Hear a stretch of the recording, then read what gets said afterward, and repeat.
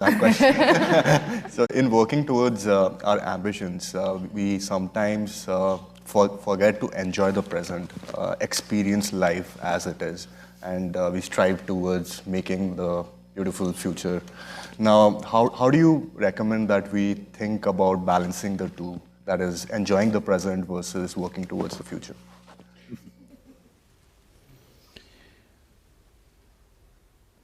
See, there is no such thing as future.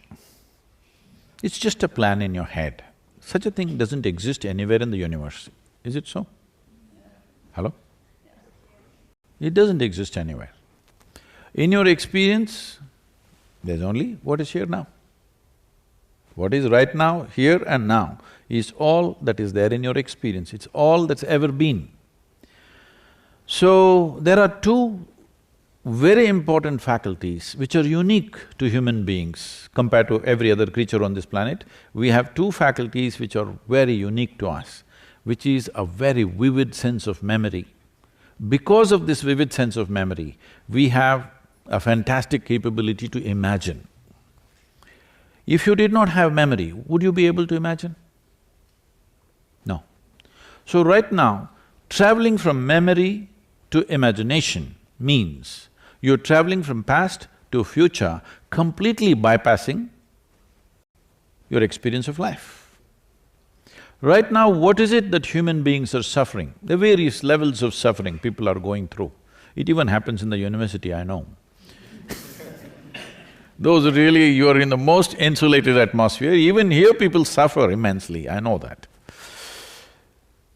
See, they are not suffering life. They are essentially suffering their own memory and imagination. Hello? Because people can suffer, what happened 10 years ago, they still suffer. What may happen day after tomorrow, they already suffer. So is this life or is this suffering of memory and imagination? You are just suffering your memory and imagination, you haven't even touched life. This is the unfortunate consequence of learning, that you don't know how to keep your memory in your memory chip and keep yourself free from that. You carry your scholarship on your head, this is what happens to you, because you are living in memory. The whole value of your life is because of the memory that you carry, isn't it so? See, when you say, I'm educated, what does it mean?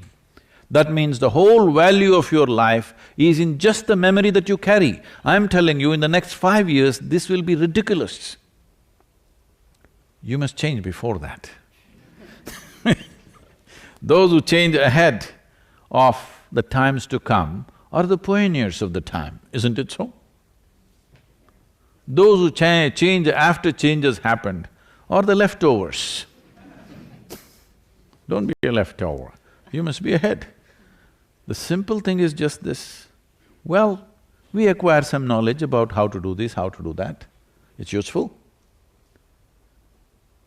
You have a lot of phone numbers on your phone. So at least now, there was a time when I used to remember at least around 800 numbers and names because I didn't have a phone book and there was no cell phone. Just by memory we used to remember. It was very valuable, very valuable. Now it's just trash. I don't even know my number anymore. Really, people ask me, Sadhguru, what's your number? I really don't know because it doesn't matter anymore, because the machine does the damn thing, isn't it? You don't have to remember your own number, it is all there. So I'm saying, you do not make yourself who you are because of what you remember. This means you are a creature of the ancient times. The ancient may mean 2 years ago or 2000 years ago, it doesn't matter. You belong to a place which is dead. You become part of the dead.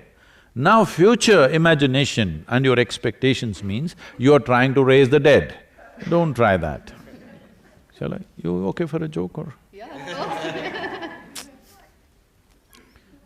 They are becoming very serious, that's what I'm afraid. The first consequence of scholarship is you become serious, not just serious, dead serious.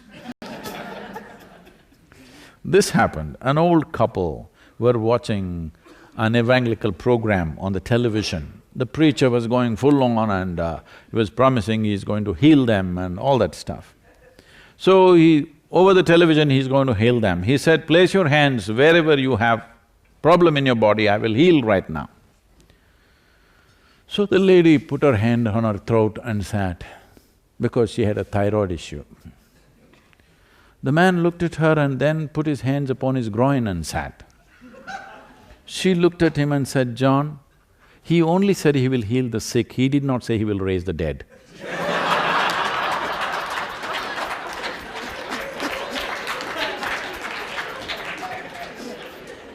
So what you think is your future is just you're trying to raise the dead. From what you know, you're trying to create a future. Don't do that. Because future is the next step. The next step is available to you only if you take this step properly, isn't it so? Hello? Yeah. Do one thing, you skip this breath and take the next breath, let me see. Try and see what'll happen to you. This will be the last breath you will take, isn't it? How can you take the next step without taking this step properly? It is the entertainment of the vain to go on thinking what kind of future, what kind of future. No, how well you conduct the present, future is a consequence.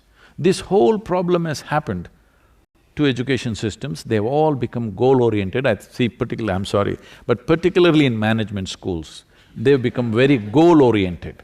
What goal-orientedness means is, your learned professor was saying about his mother talking about a mango tree. See, you don't have to sit there and do mango meditation for mangoes to come.